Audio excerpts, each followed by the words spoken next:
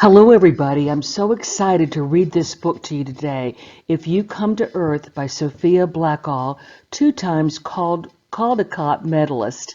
The pictures are beautiful, sumptuous, and you're going to enjoy this book. I think this is my favorite book for 2021. Absolutely. Here we go. This is the M page. Look at these gorgeous, gorgeous colors. I could just sit and stare at that page forever. It's so beautiful.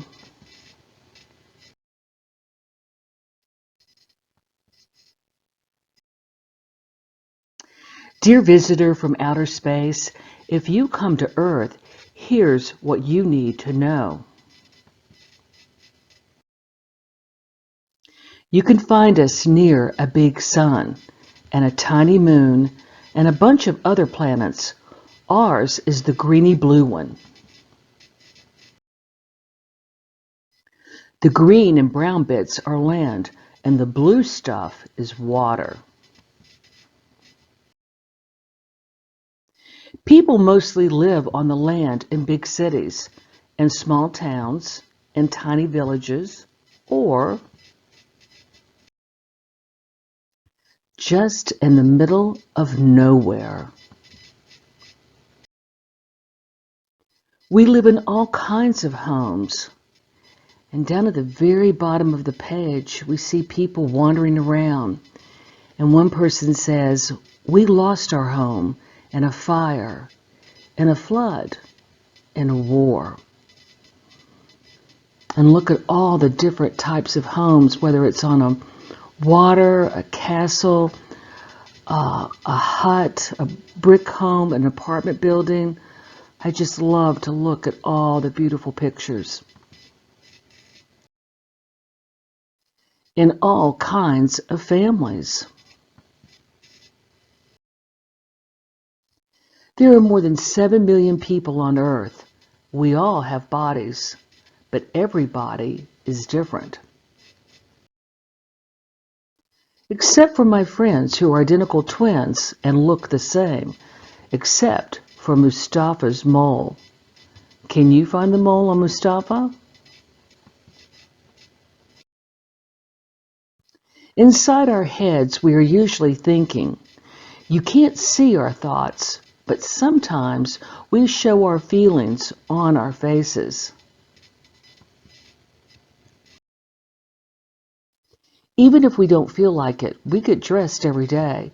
We wear different clothes depending on what we do and where we live and if it's hot or cold.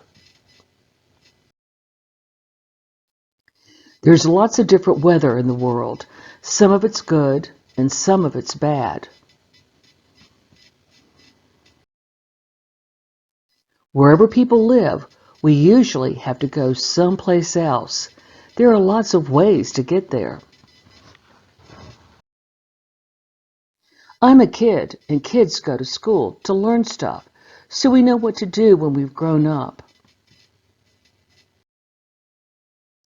Grown-ups do lots of things to make the world work.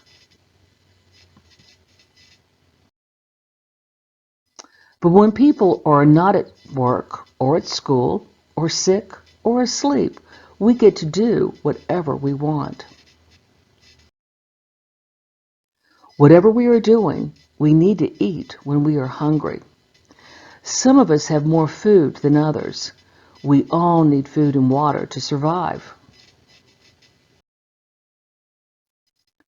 We get water from the rain, which flows into little streams and big rivers and all the way to the sea.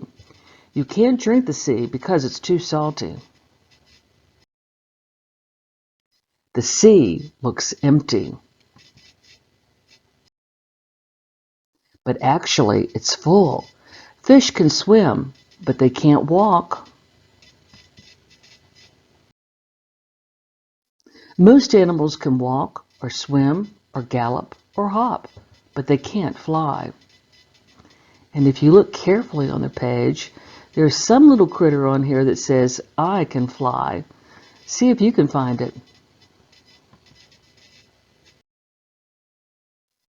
Some birds can swim and walk and fly. So if I had to choose, I would be a bird. And again, if you look closely on this page, you'll see another little critter that says, I can't fly. See if you can find that.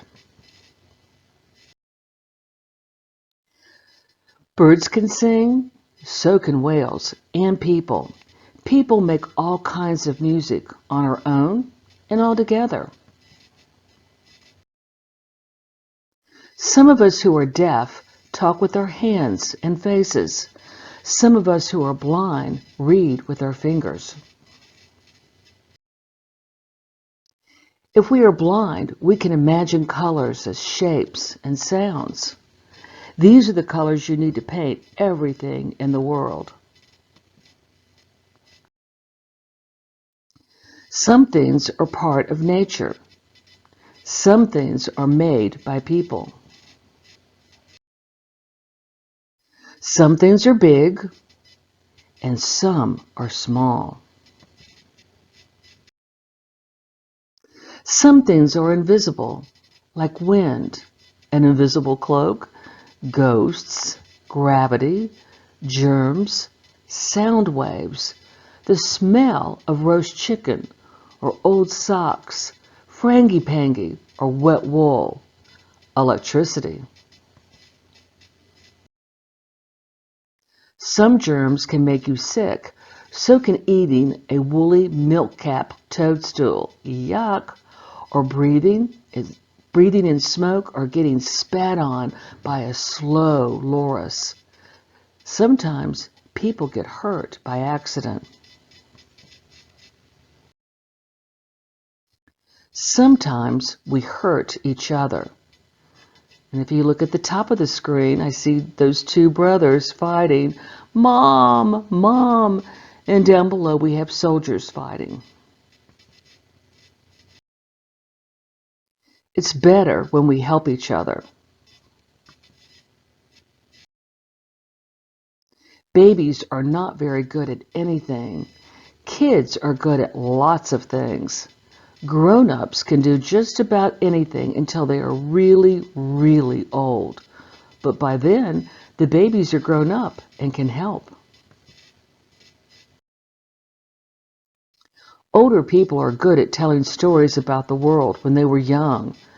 Kids are good at making up stories that haven't happened yet. There are lots of things we don't know. We don't know where we were before we were born, or where we'll go when we die. But right this minute, we are here together on this beautiful, beautiful planet. If you come to Earth, you can stay in my room. P.S. How many eyes do you have? Are you small or big? Do you have any pets? When is your birthday? Is it always dark where you are? Are you going to visit us? My friends and I want to know. And then on the other side of the book, we have the author tells us how she got her ideas for this book. And this part is really interesting, so I really recommend that you read this. And then we have the end page at the very end of the book. Looks like a flying saucer is soaring through the universe.